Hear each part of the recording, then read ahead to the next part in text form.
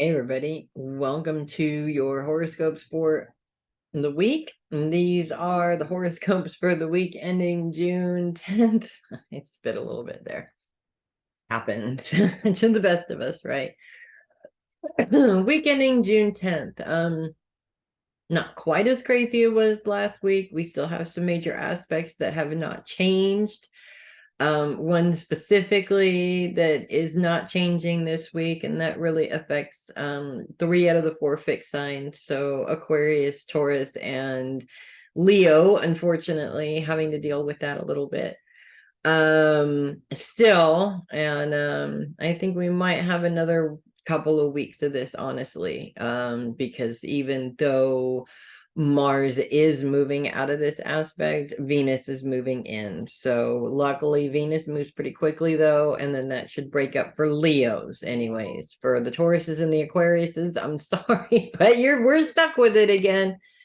It is what it is. I tend to look at these things as lessons that we need to learn, and a lot of times we need things to be shooken up in order for us to take the time to learn it. So it's annoying, but what are you gonna do?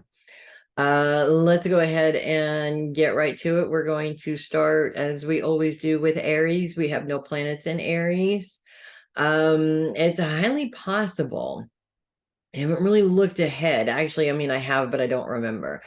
It's highly possible that Neptune is going to move into Aries at some point. It's very, very close, but she's due to go retrograde pretty soon too. So that may prevent that from happening, which is not necessarily a bad thing. Actually, Neptune is really all about opening up our intuitive abilities, and so to have that influence would be really cool, but it could be kind of scary for some. So we'll just wait until it actually happens. How about that?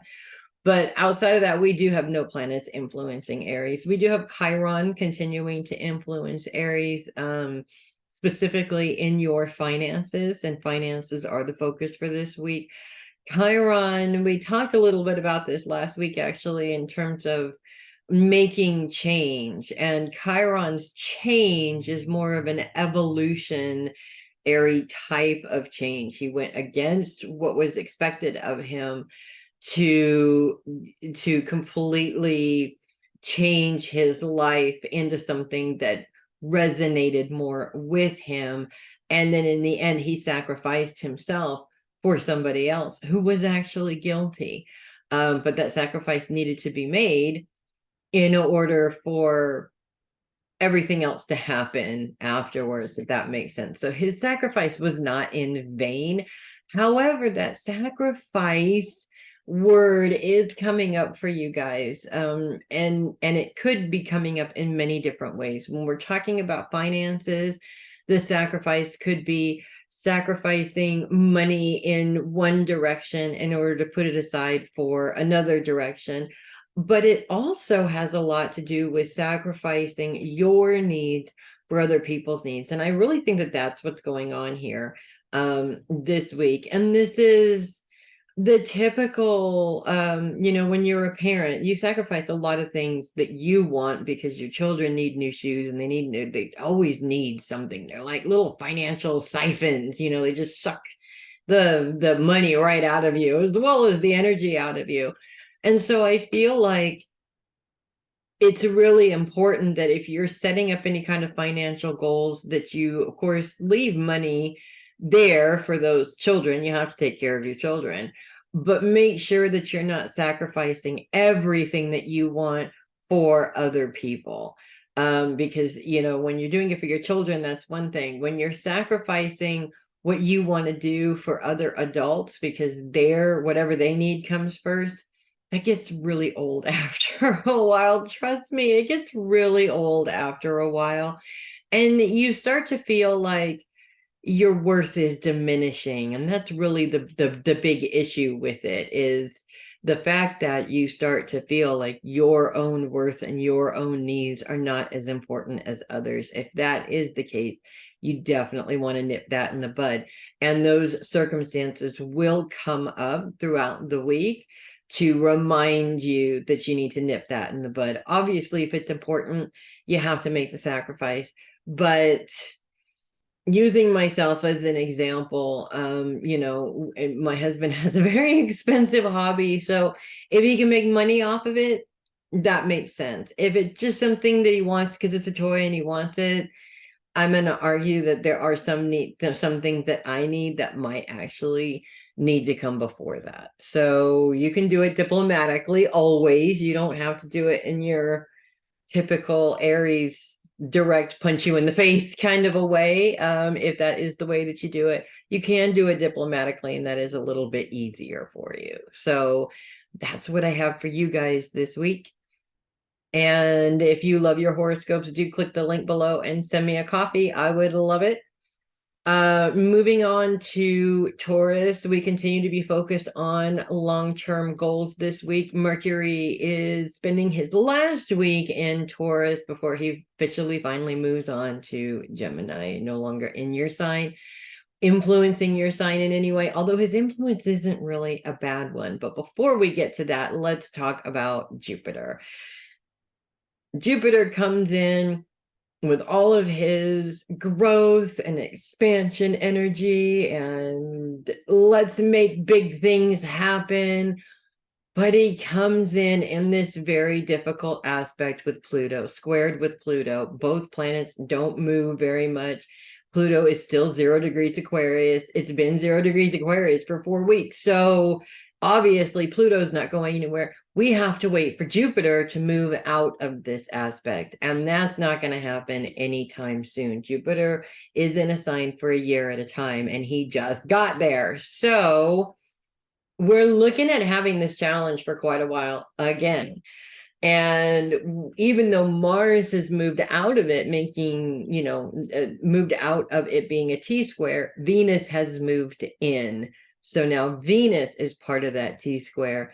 And although Venus's influence is not quite yet focused on releasing old anger, thankfully, it's like about time you could get a little bit of a break from that.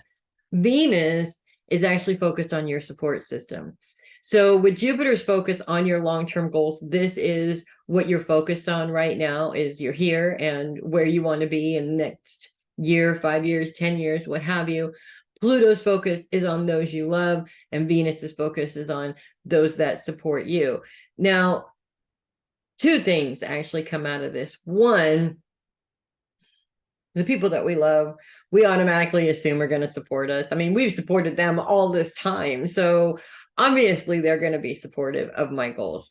And that doesn't always work out, or it doesn't always work out that way, unfortunately. So I feel like in many ways, this is going to play out in one of those ways where you may have to fight for what you believe in, because somebody else is just not really going to understand why you have to do it, if that makes sense. It doesn't mean that they're not supportive necessarily. I mean, they could be, but that doesn't necessarily mean that they're not supportive. They just don't understand. And how can you expect somebody to support something if they don't understand it? And that sort of puts you in a position to want to over explain it to the point where you're killing them with the information.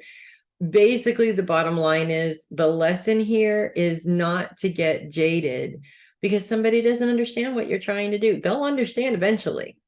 And this happened to me actually when I started training in my mediumship. I really thought that everybody was going to just think I was a weirdo and not want anything to do with me anymore. And that fear almost stopped me from my training. I'm glad it didn't, because as it turned out, they didn't see me any differently other than now she talks to dead people. Okay. So, and a lot of them don't believe in it. That doesn't mean that they're not supportive. So yes, that is great that it worked out like that for me. And chances are it'll work out that way for you as well. You just got to have some faith in that, if that makes sense, and get through the bumpy parts, you know, because it wasn't just, you know, I'm afraid you're not going to accept me. Yes, I accept you. There were some bumpy parts. Like, why are you doing this? It kind of sounds weird, blah, blah, blah. Over time, I realized that they were going to accept me because they love me, not because of what I was doing. That's kind of where I'm going with that. Uranus really isn't doing a whole lot of interaction with any planets outside of your sign, which is good. With its focus on long-term goals, it's really important to think out of the box. And I think that it's that thinking out of the box that it makes it difficult for people to understand what you're doing, because it's so different from the way that they would normally go about things. But sometimes thinking out of the box is absolutely necessary to get where you need to go. So that is part of it. I'm in Aquarius. We're always weird. You get to a place where you're comfortable being weird. Okay. And once you get to that place, it's very freeing. And finally, we have Mercury. Mercury is actually lining up with planets in a very, very helpful way. We have Venus being part of that big challenge, and yet Mercury is in a sextile with Venus, and actually a grand sextile with Venus and Neptune. Neptune's focus is on relationships, and Venus's focus, of course, is back on your support system. And we continue to have Mercury focused on those long-term goals. So it's kind of like saying, okay, just because these people that you think should be supporting you aren't being supportive, doesn't mean that if you broaden how your reach, you won't find somebody that completely understands what you're doing and is 100% supportive. So look, not just work outside of the box and think outside of the box, but look outside of your box as well, because you never know what kind of support system is out there. You just haven't used it yet. And Mercury is also in a trine with Pluto. Pluto is also part of this challenge, right? So Mercury is really coming in and giving you some tools to get through this challenge, which is actually pretty brilliant if you ask me. With Pluto continuing to be focused on those that you love, it also, again, is telling you to broaden your horizons. You love more than just those 3 people in your house or what have you. There are other people, and some of those people may just be better at being supportive for these particular goals. Not everybody understands what you're doing and why you're doing it, and getting hung up on that really isn't going to help you succeed. So that's what I have for you guys this week. Doesn't matter what it is, your goals are awesome. I want to see you do as much as you possibly can with them. And if you love your horoscopes, do click the link below and send me a copy. I would really appreciate that. And we're going to move on to Gemini, where we are continuing the Gemini party with the sun in Gemini, 19 degrees here. So we have another full week, and then the sun moves out of Gemini and the party is sadly over, unfortunately. But let's not talk about that yet, because that's like a couple of weeks from now, right? Right now we're partying and we're focusing all of our energy on our career, because that's where we shine. We also have Juno continuing to influence Gemini as well. Juno is known as the great consort. So Juno rules compatibility, relationships, issues that come up in relationships specifically. The sun is in a square with Neptune and the moon right at the end of the week, as well as the moon moves into a conjunction with Neptune there. And both of those planets are focused on relationships. And I do get the feeling from this that it is an issue when you have plans of things that you want to do, but the people that are closest to you are not on board with those plans. Now, you Geminis, I'm an Aquarius, so I totally get this. You Geminis are out of the box type of people. You don't necessarily follow the same line that everybody else is following. So and I know a Gemini personally comes up with ideas that are just like so far-fetched, right? Most people are like, you are a little bit right. And I don't see that. I see that he's thinking outside the box, right? That, you're taking all those quote unquote society restrictions out of the equation and looking at this from a point of view that maybe is a little bit more open-minded. When in terms of support, people can only support you as much as they understand what you're doing. And because you're a Gemini, most people don't understand what you're doing. I know quite a few people who are married to Geminis who just kind of let them do what they're going to do, because there's just, there's no point arguing with them anymore. They're just going to do it. And so hopefully your people will fall in line like that as well. If they don't, it's really important not to argue with them. An argument, and we get the moon involved in this, an argument is just going to blow things out of proportion, and nobody is going to have any more understanding on either side than they did before the argument started. Use your communication skills. You guys are great communicators, and help the other person understand what you're trying to do, rather than getting offended because they don't understand what you're trying to do. I think that is your sweet spot right there. Because Juno is such a strong influence in this also, and Juno rules relationships, this is also one of those challenges that helps you to learn to communicate with the people that you're close to in a way that is more progressive, and in a way that is more I want to say helpful, but that's not really the word that I'm trying to get to here. More productive than the normal way. Every relationship has their communication pattern, and chances are that communication pattern is just wrong. There's just everything about it is wrong, because nobody is listening to the other person. And a lot of that has to do with the words that are used. Obviously, for example, if you communicate defensively, that means attacking from another point of view, which is going to make that person also communicate defensively, and you're just spewing crap at each other. Nothing ever gets done. So these little things are going to come up this week just as a reminder, and just to help you to come up with a way of communicating that in a way that is helpful and productive, and not continuing with negative communication patterns, thus destroying the relationship. So that's what I have for you guys this week. And if you love your horoscopes, do click the link below and send me a copy. I would love it. And we are moving on to Cancer. Focus is on those that support you this week. And we have the Lilith also in Cancer this week as well. The Lilith is retrograde for most of her time, and then right at the end of the week moves direct. So it's like she almost left your sign, and then she went retrograde. Now she's kind of in the middle, so she'll be leaving eventually.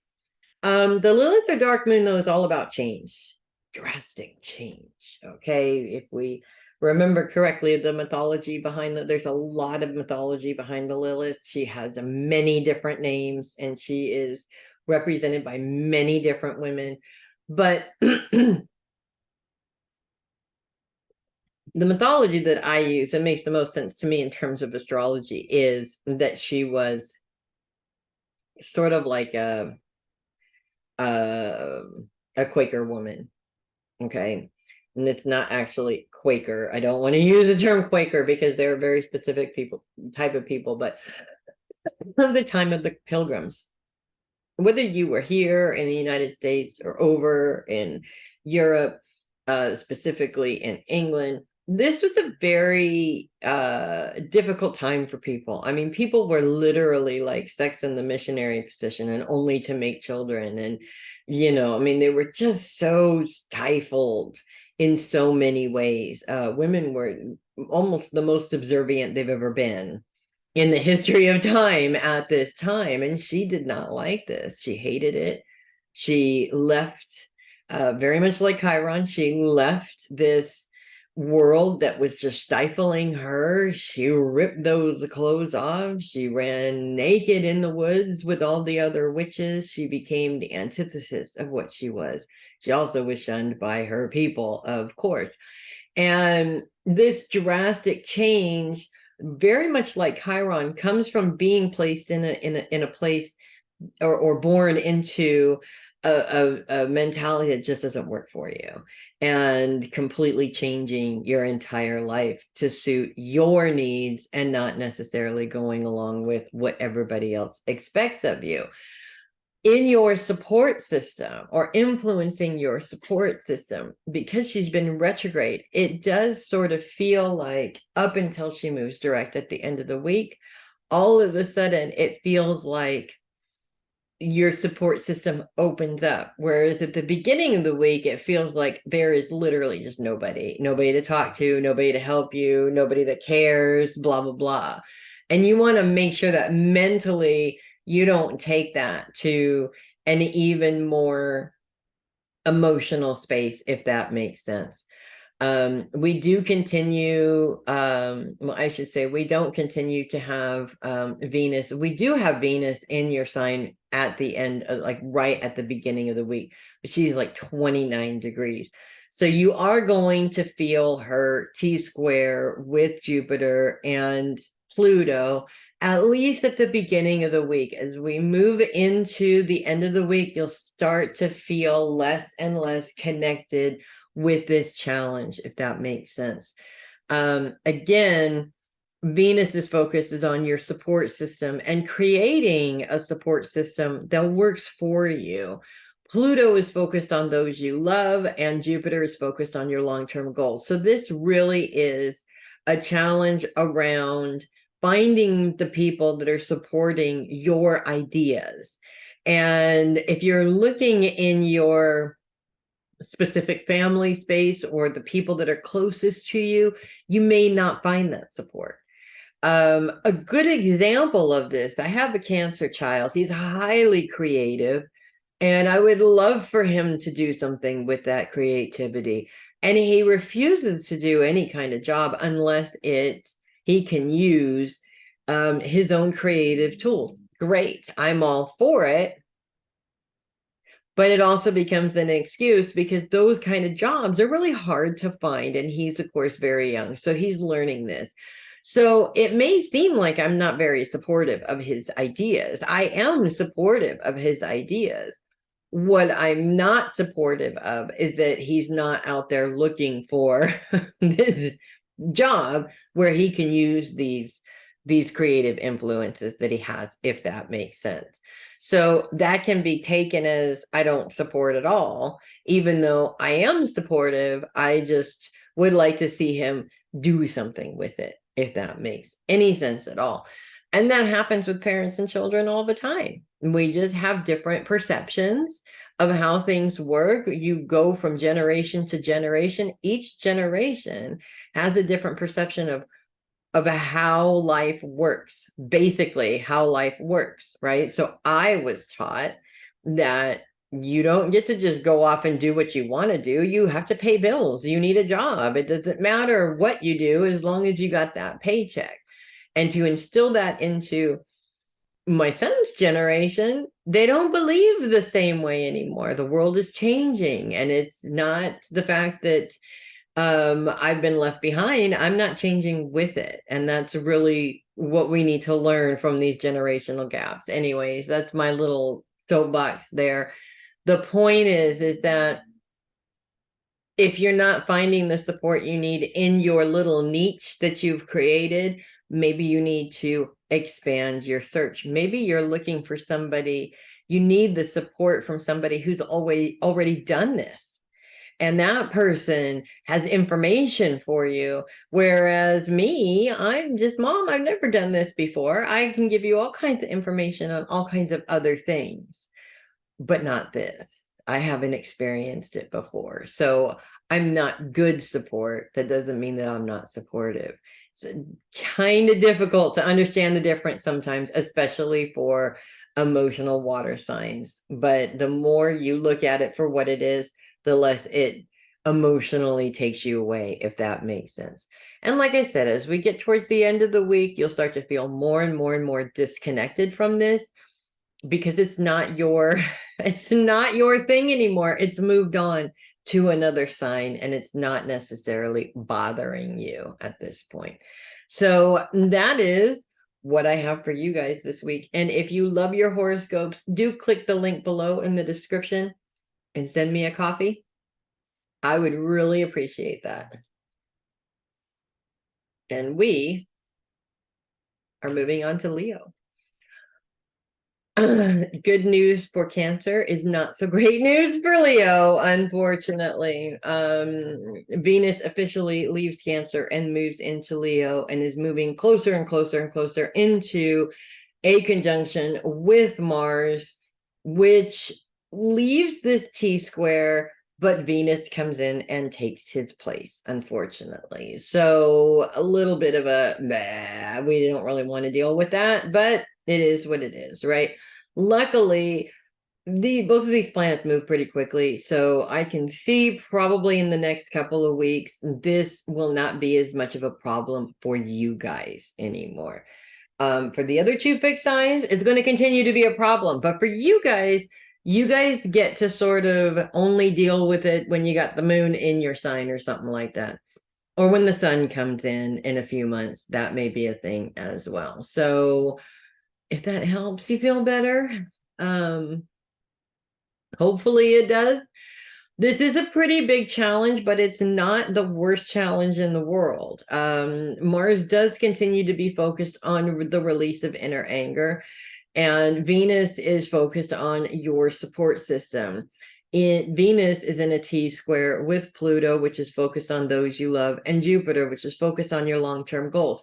Now, this is a classic case of I have these goals and nobody's supporting me in them. And that's usually a pretty easy excuse as to why you're not doing it.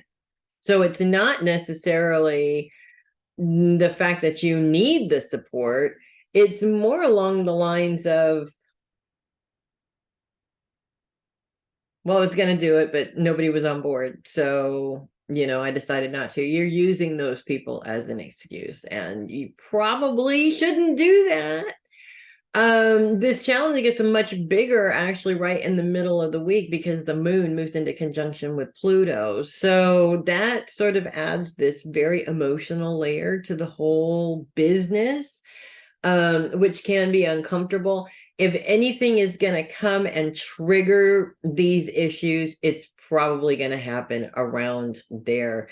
That moon influence, bringing emotional crap into it, just, it never helps the situation. But it is what it is. I think we need these emotional traumas to happen and trigger this other stuff in order for it to be healed. We'll never heal it without that. So, in a sense, if you look at it in that way, it's a good thing. Even though it's unpleasant at the time, and it's really hard to see the good in it, if that makes sense. We also continue to have Pallas Athene, the warrior goddess, focus on your inner trauma as well. So as you're releasing this anger, I really feel like, yes, you guys have been dealing with Mars in this position, with this release of old anger, Pallas Athene in this position, dealing with your trauma space. I think you guys have been doing a fantastic job understanding your triggers.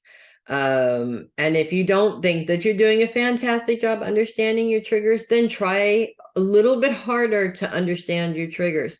Bottom line is that when it comes to growth, and when it comes to your personal goals, no one is going to put the energy and time into it more than you are going to put the energy and the time into it. And relying on other people to do these things is really, when it comes down to it, is really the nail in the coffin for your plans. Because nobody is ever going to put the time into it quite like you will, unless they really, really, really, really, unless it really means something to them. And if it's not their goal, it's not going to mean anything to them, not as much as how it means to you. The fact that you guys have been dealing with a lot of triggers and the release of anger, the more triggers you have, again, they're unpleasant, I get it, the more triggers you have, the more opportunities you have to learn from them. So that means that the more opportunities you guys have had to learn from them, to maybe do some healing around them, to maybe do some release around them, which is good. It puts you in a position to be able to do more, to achieve more, to, you know, go after that gold. You guys are Leos, for crying out loud. Leos are the epitome of I'm gonna go get her done, you know, kind of a thing. And all of this that's been taking place is just helping you to get where you want to go. And that is all. And sometimes we need to get rid of old stuff in order to make room for new stuff. Your emotional closet is pretty much the same. So that's what I have for you guys this week. If you love your horoscopes, do click the link below and send me a coffee. I would greatly appreciate it. Moving on to Virgo. And again, it's all about you guys. As Virgo, of course, is focused on self, and Ceres also continues to be an influence in Virgo this week as well. No planets in Virgo this week, which is actually kind of cool, because that means that it is what it is. You can just enjoy being a Virgo. And I mean, out of all the signs on the zodiac, I don't know any other sign that enjoys being themselves more than Virgos do.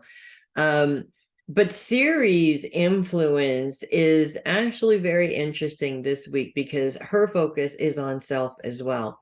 Now, we have this sort of nurturing thing going on with Ceres. She's known as the Great Mother. She's the mother of everybody. And we are talking about nurturing self, and this has a lot to do with self-care, of course. Self-care is really very important. And Virgos, you guys go either way with your self-care. I know Virgos that are all about self-care because yeah, it's all about them, right? And then I know Virgos that do absolutely no self-care because it's all about what they can do for others. Quite a teeter-totter you guys have going on there. Meet in the middle, you two, because honestly, life is about being of service to others, but it is about being of service to ourselves as well. And that's where the Virgo balance can be a little bit tricky. I've also noticed that most of the younger Virgos are better at self-care and what they need. And I have to say, too, it's very important that there is a very clear line between self-care and selfishness. And a lot of people get confused between the two. Maybe there is a bit of an element of selfishness in self-care. I've seen multiple different opportunities where that can actually be a thing. And sometimes maybe you do need to be a little bit selfish in order to make sure that you are taken care of, or that you're taking care of your needs as well as everybody else's. But I feel like the bottom line here is that if you're constantly shutting people out and ignoring everybody else for yourself and your own needs, yeah, that's pretty selfish. And maybe you don't want to do that. But it's okay to be selfish with your time every now and then. Virgos are extremely sociable people. At least every Virgo I know knows literally everybody. Sometimes you just want to stay in bed with the covers over your head, because energetically you need that. You need that quiet space to disconnect from all the people. And you're just so much fun to be with that everybody is constantly pulling on you to do this and do that. And yes, in that sense, you are being selfish. But you know what? That is selfishness that pertains to self-care. You need that time to yourself. And as long as you're not doing that all the time and ignoring your responsibilities, there's nothing selfish about it. So I feel like this week really is about learning the difference, first of all, between the two for you guys, and creating that balance for yourselves. The truth is that most Virgos are so go, go, go, go, go, go, go, they don't even realize what they're doing to themselves. And they just think, you know what, it's okay because, you know, I'll catch it later on. Make sure that later on is now. Okay. And make sure that these practices are being put in place and now. That is really very important. Also, don't worry about what other people have to say about it. Self-care can be misconstrued as selfishness by others, and mainly because they don't want to see you taking time for yourself and taking care of yourself. They want to see you doing what they want you to do. So if they call you selfish because you decide that your energy says, I need to be at home today, that's their prerogative. That's their problem, not yours. Don't make it your problem. So that's what I have for you guys this week. And if you love your horoscopes, do click the link and send me a copy. I would appreciate it. We're going to move on to Libra. Nothing at all influencing Libra this week. Focus is on the past. We're talking about the house of childhood. So in many cases, this house rules the things we can't change, really. And I feel like this week, there's a couple of different ways that this is going to play out for you guys.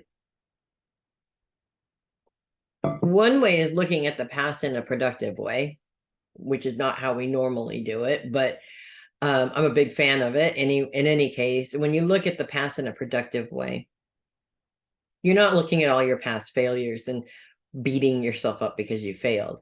You're looking at your past failures to understand a pattern of something that you may need to change a bit, if that makes sense. The other thing about the past is that it's always good to look back on where you've been in order to understand where you are now and make sure that it's where you want to be, that you have taken care of the goals that you set out to take in the first place. If you haven't done those things, it's time to put those things in motion, if that makes sense. We all have that someday I'm going to do this, right? And I have my someday too. The problem with someday is someday never comes. You actually have to actively do something about it to make that thing happen. So if there's something that keeps coming up and you go, oh yeah, someday I'm going to do that, it's that one thing you need to focus on. How much money do I need to do that? When do I want to do it? Pick a time and actually get her done, if that makes sense. I'm on a get her done thing today. I'm not really sure why. The other thing that is really coming up for you guys is I feel like there is going to be moments where in terms of understanding who you are now by looking into the past, it's really easy to get hung up on memories. Could be memories of people that aren't here anymore. Could be memories of a quote unquote better time. A lot of us as adults kind of sort of look back on, you know, childhood as that wonderful time where we didn't have to do anything. Somebody provided for us. Of course, a lot of us look at childhood as a horrendous experience and we never want to go back. Bottom line is that the reason why living in the past is always a bad idea is because we get hung up on emotional things and we don't always look at them in the right way. So we could be, for instance, mourning a person who, after they died, we are looking at them as the most wonderful and generous person in the world, but really before they died, they were not like that at all. So we change our perception of people even, or our memories to fit our ideals of how we wanted to look at that space. It is very important to look at the past objectively as much as possible. And that means that we are looking at it to learn from it so that we can improve ourselves now and what we're doing now, and not necessarily getting stuck there on coulda, shoulda, wouldas. That honestly, that coulda, shoulda, woulda is not going to help you right now. Yes, you could have, you should have, and all this stuff, but you didn't. and you can't go back and fix that.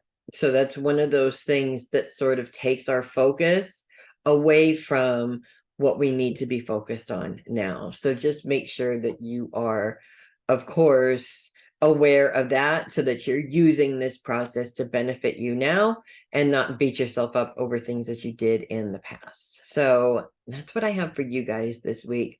And if you love your horoscopes, do consider clicking the link below in the description and sending me a copy. I would love it. We're going to move on to Scorpio. Scorpio has no planet influence this week, which is nice. And focus is on how you think. Interestingly enough, Scorpios are emotional signs. People don't necessarily think of them as intellectuals because they're an emotional sign. That does not mean that Scorpios aren't brilliant. I have met some pretty brilliant Scorpios, actually. And it's their intuition that really plays into that brilliance, because Scorpio is the sign of intuition.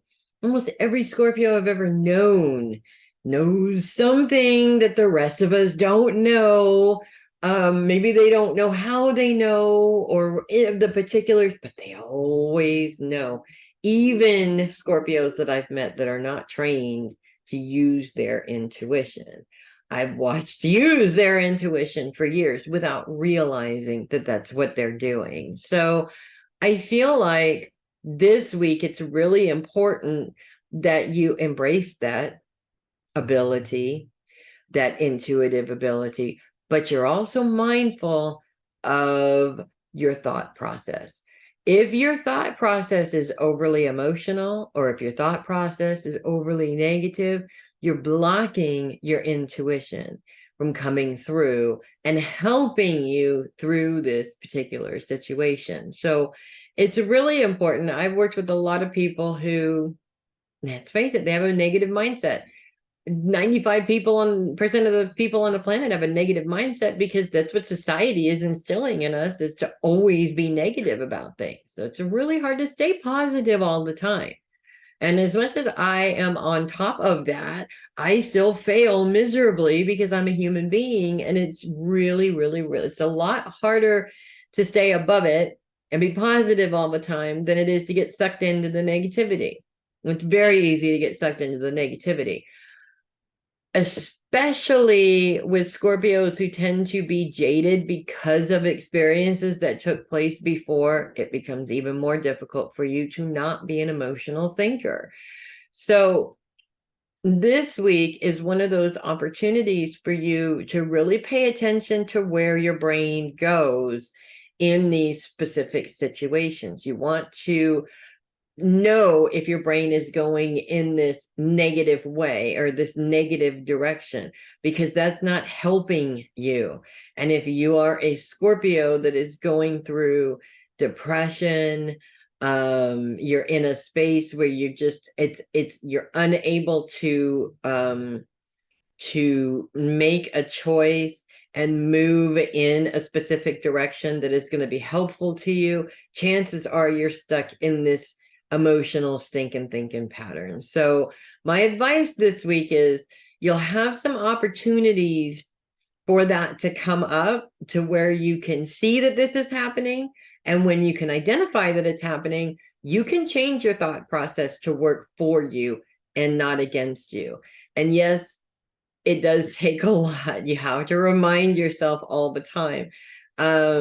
Honestly, when I do a personal development class and talk about ego, healthy ego versus unhealthy ego, most of us have unhealthy ego. Our ego is either feeding us, we're awesome, we're awesome, we're awesome, to cover up the fact that we don't feel that way.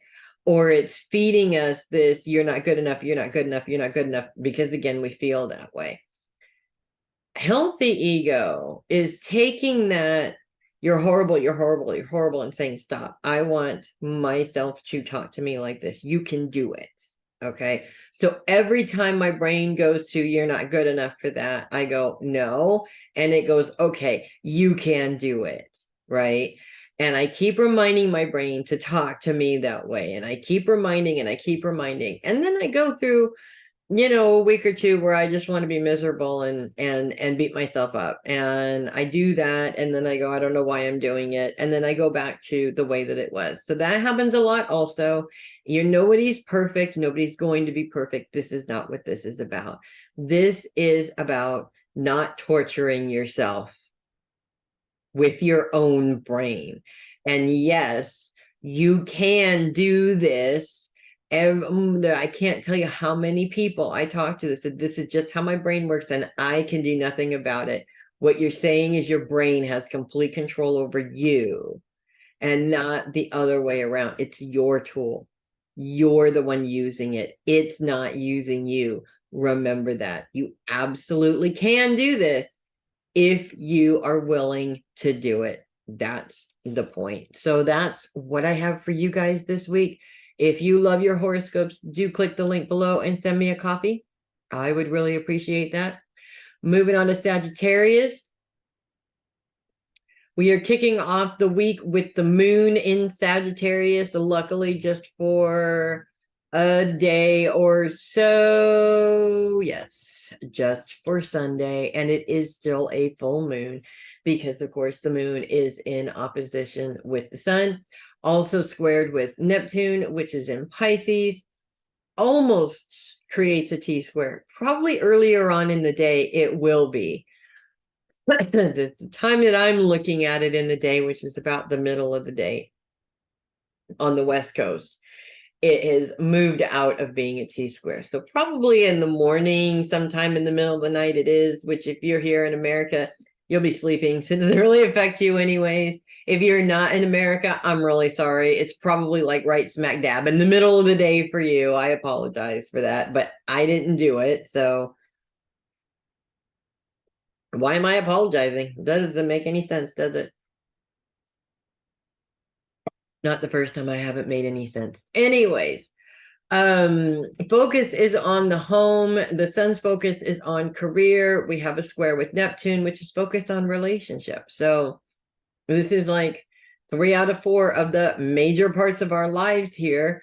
In terms of, I feel like the moon's influence on the home.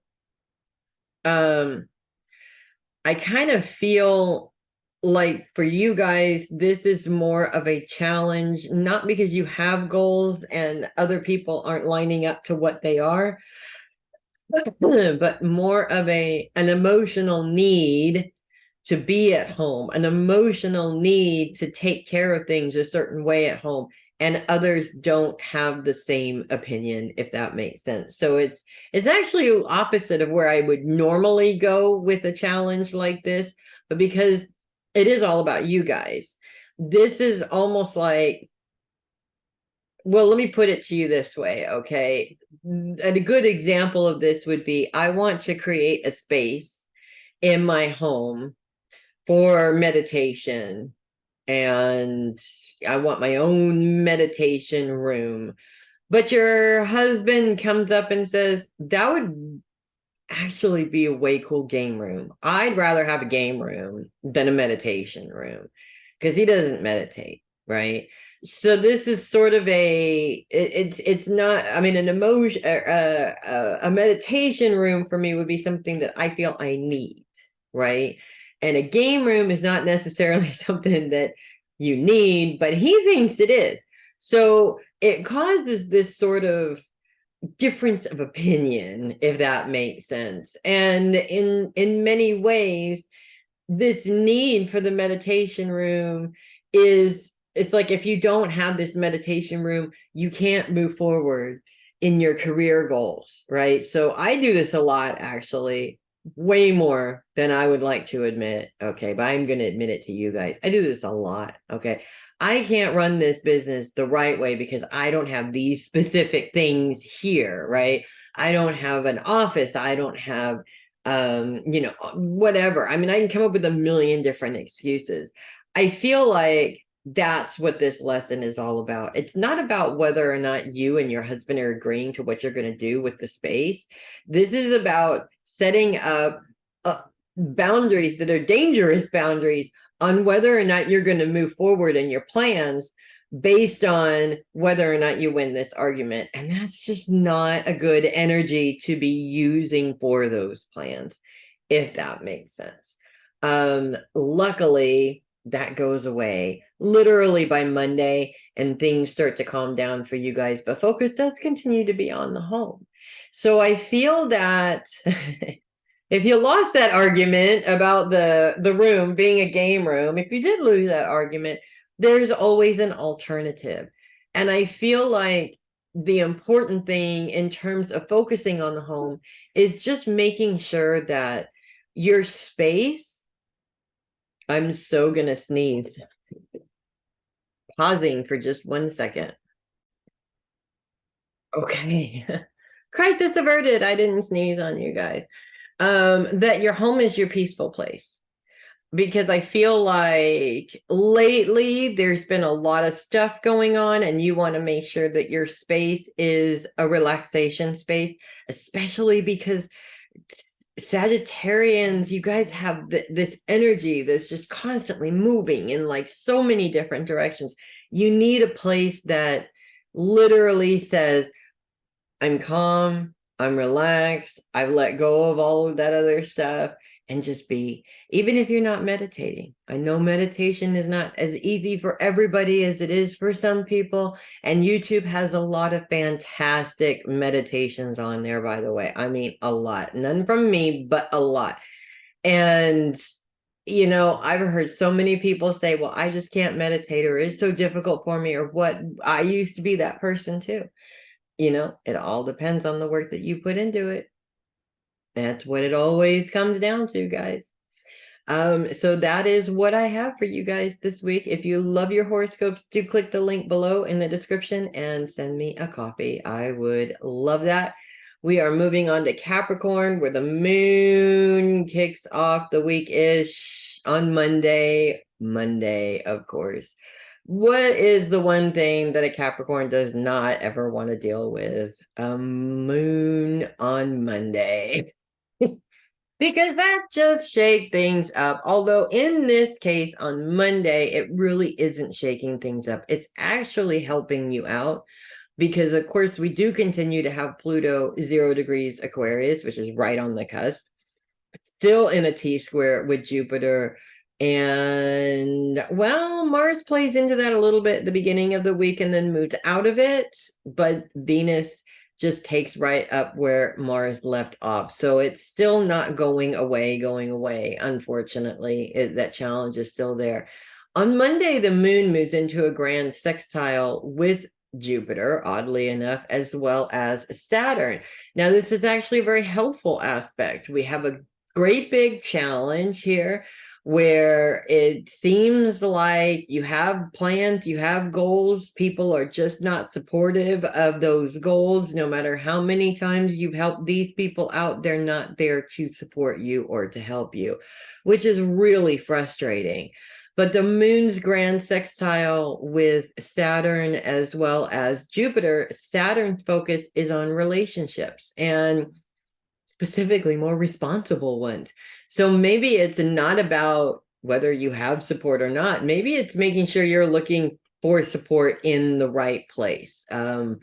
Obviously maybe the people in your house, not the best place to look, but you go outside to a friend of yours who's always been a stable influence, and you're like, why didn't I think of asking this person? Because this person has always been more supportive. Maybe you think on the same levels, what have you. There's a million different reasons why that would happen.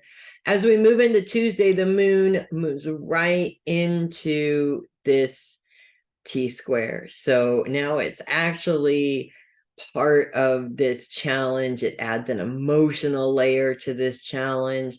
But the moon and Pluto are also both in a trine, grand sextile, I should say, with Uranus as well as Mercury and Neptune. Neptune is also focused on relationships. So again, it's sort of, yes, challenge, don't have the support I need. Over here, yes, you do. You just got to make sure that you're looking for it in the right place. I find for you guys, this lesson is all about not going to that place where when you can't find somebody to help you, you just do it yourself. Okay. Now I have a funny story about that actually, because my grandmother she is a Capricorn. She's seriously a Capricorn. Okay. And my sister, years and years ago, my sister had this giant baby carriage thingy, stroller is what we call them, in the living room. And my grandma asked her for days and days and days, it's just in the way, take it outside. And she never did. So of course my grandma got mad one day and she threw the door open and she started trying to wrestle this thing out the door backwards. And I came around the corner and I said, don't do that by yourself. Let me help you. She said, I've been telling her all this time. I'm just going to do it myself. And then she lost her footing and fell backwards out the door. And of course, I tried, but I never did get her. Right. And luckily, she did not hurt herself. If she had done this now, it would have been really bad. But luckily, at the time, she didn't hurt herself. And so, bottom line is that she's always been like that. You know, you Capricorn ask somebody to do something 2 or 3 times before they just grumble and get up and do it themselves. I think that this is what you want to avoid this week. This is not what the lesson is. The lesson is not to force the people that aren't supporting you to support you. The lesson is not you don't have any support, so you might as well do it yourself. The lesson is that you're looking in the wrong place for the support that you need for the particular goals that you have right now, because there is a person out there that understands what you're trying to do when nobody else does. I think that's really the lesson for you guys. And that is really going to be prominent on Tuesday and Wednesday as the moon is working its magic in your sign and playing into this challenge quite a bit, unfortunately. Pluto continues that grand sextile with Neptune and Mercury, by the way, all week long. So that influence continues to help you through this challenge all week long as well, which is really good. So pardon me, that is what I have for you guys. If you love your horoscopes, do consider clicking the link below and sending me a copy. I would greatly appreciate that. Moving on to Aquarius. A hard time remembering what that one was called, which is really weird, seeing as how I have been one my whole entire life. But I digress. It's just what happens, right? It's my Aquarius brain saying I am overloaded. Okay, too much going on in here. We continue to have Pluto 0 degrees Aquarius, continuing to be in a T-square with Jupiter and Mars for the first part of the week. And then Mars moves out and Venus moves in. So it continues to be a T-square, and it probably will for the next couple of weeks. In terms of the square with Jupiter, that ain't going away anytime soon. We are right back to let's have a square with Taurus, right?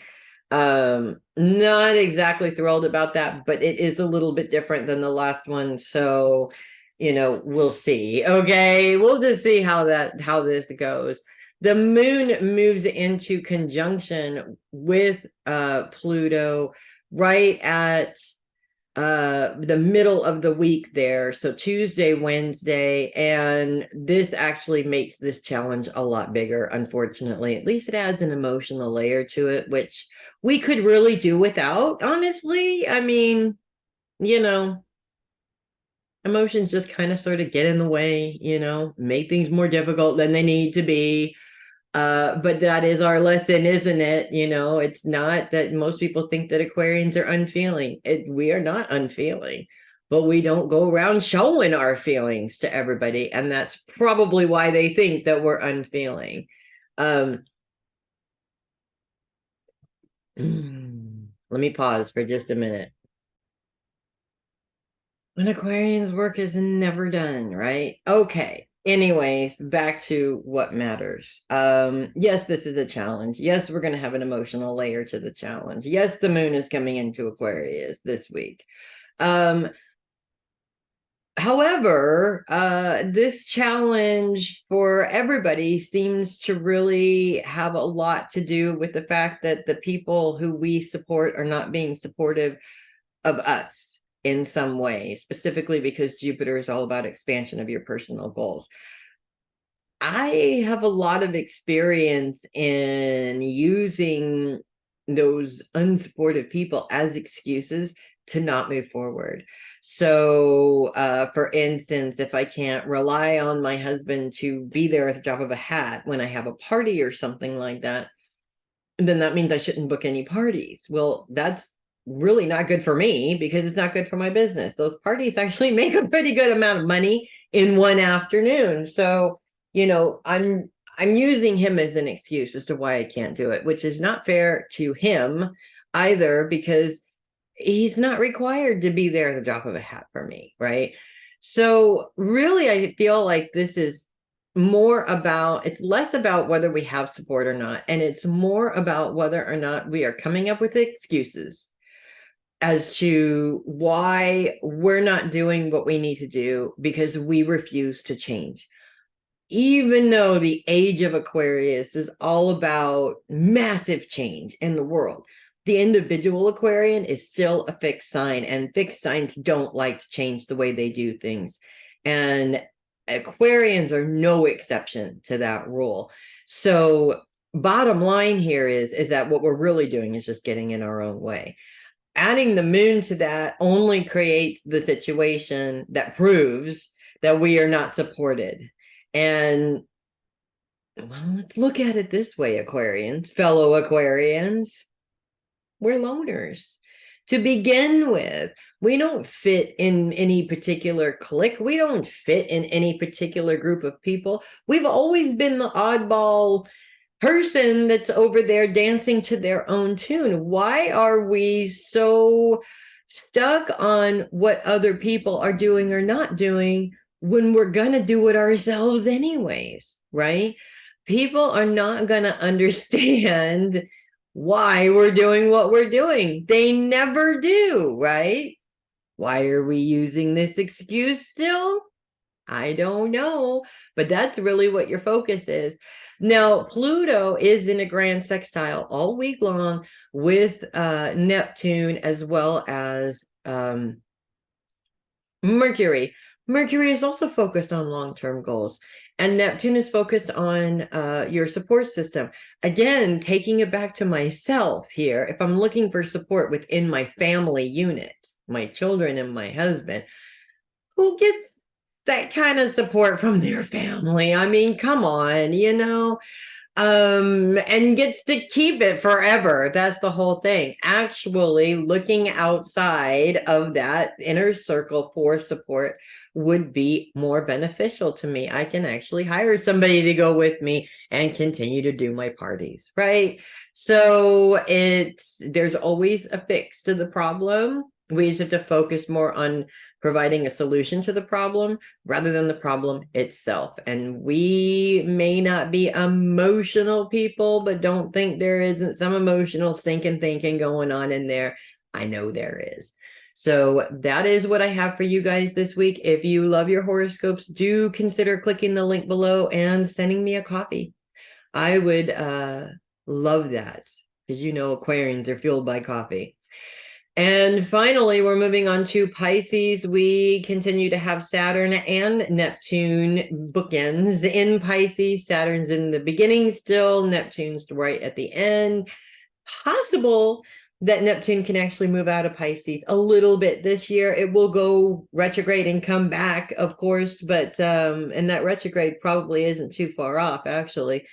However, it is possible for the first time since I've been doing horoscopes, Neptune might actually leave Pisces. So what does that mean for you? Not the end of the world. So don't freak out. Okay. You won't be any less intuitive than you are now. Okay. But it does mean you may get a little bit of a break of that influence. Although Neptune and Saturn are not negatively interacting with any planets right now. We have this huge challenge going on, and you guys are not a part of it. Okay? You're the only smart ones staying out of it, which is kind of cool. Neptune is in a grand sextile with Mercury as well as Pluto. Neptune's focus is on relationships. In fact, Pisces' focus is on relationships this week. Mercury's focus is on long-term goals, and Pluto's focus is on those you love. So it looks to me like if you're looking for support with specific plans, you definitely have it, if that makes sense. Even with Pluto being retrograde, and the moon actually plays into this on about Tuesday when the moon moves into conjunction with Pluto. So I really feel that this isn't just plans that you have. This is something that really means something to you. And the support that you get really just means the world to you, if that makes sense. So it can be a small goal, it could be a huge goal. It doesn't matter because it feels the same no matter what. It's one of those things that just, it means everything to you, if that makes sense. The other thing that is coming up for me in terms of your focus on relationships, Saturn is in a sextile with Pluto, and Pluto is all about growth and expansion in your long-term goals. So I feel that this is actually a time for you guys as well to really pay attention within your relationships to actually being a part of what is going on in your relationships, the progression of your relationship, where you want this relationship to go. Most people don't look at their relationships in that way, but everybody should look at those relationships in that way. You don't want to just live as in when it goes, live it.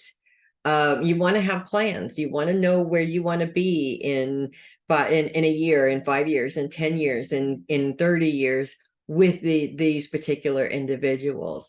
And you want to know that now, because you want to know if you're not going to be able to get where you want to go, you don't want to invest a lot of time, obviously. But if these are relationships that you can't walk away from, for say your family, for example, you can make improvements within the relationship now, which helps them to make better choices, to make those improvements themselves. But really, this is about your responsibility to your relationships and understanding what that responsibility is and not taking on responsibilities that are not yours. And when I say don't take on responsibilities that aren't yours, I mean don't take on BS that isn't yours. Everybody does the best that they can, and that's great and all, but somebody is always going to have something to say about that. Somebody is always going to put their 2 cents in, and that responsibility is not yours. That's their problem. That's their opinion. You can get upset about it, but why? Why expend that energy on somebody else's ridiculous idea? I can't think of the word, okay, that I want to use here, but their ridiculous outlook on what you're doing. Chances are all that negativity is coming from their own pain and has nothing to do with you. So don't take what you don't need to take, if that makes sense. And that's what I have for you guys this week. If you love your horoscopes, do click the link below and send me a coffee. I would love that. And that is what I have for everybody. I'm Melissa Bruce, the Heavy Metal Psychic. Thanks for hanging out with me for the horoscopes for this week. I appreciate it. Of course, like and subscribe to the channel. Make sure you hit the little bell so you get notified every time one of these comes out. They come out pretty much every Sunday. But if you hit the little bell, you get notified when they do. So again, I'm Melissa Bruce, the Heavy Metal Psychic. Thanks so much for watching, and I will see you guys next week. Make it a great week, everybody.